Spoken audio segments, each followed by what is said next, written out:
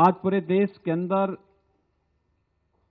एक नया परिवर्तन देखने को मिला है।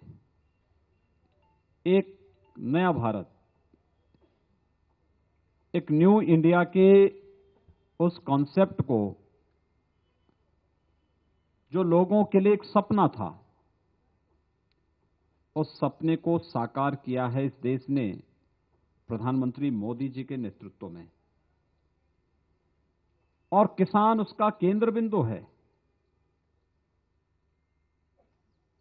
भाइयों बहनों, नारे बहुत लगते हैं, घोषणाएं बड़ी बड़ी होती रही हैं।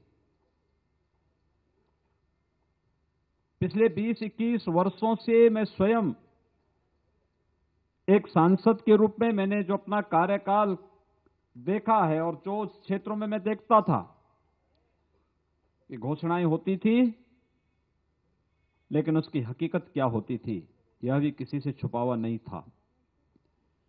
लेकिन पहली बार मैंने देखा जब 26 मई 2014 को प्रधानमंत्री पद का शपथ लेने के बाद प्रधानमंत्री मोदी जी ने अपना पहला संबोधन दिया तो उन्होंने एक बात कही थी। उन्होंने एक बात कही थी कि मेरी सरकार जो पहले से चला रही एक परंपरा थी कि व्यक्ति के लिए, किसी परिवार के लिए, किसी जाति के लिए, किसी मत या मजहब के लिए सरकारों के एजेंडे तय होते थे, लेकिन प्रधानमंत्री मोदी जी ने इस पूरी धारणा को बदल करके जो कहा सो करके दिखाया।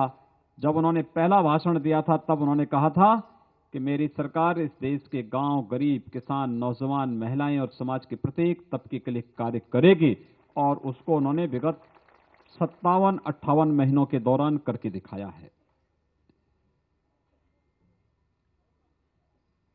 जो कहा सो किया और जो कहा सो किया के इस भाव को आज उत्तर प्रदेश सरकार ने उसी तर्ज पर अंगीकार किया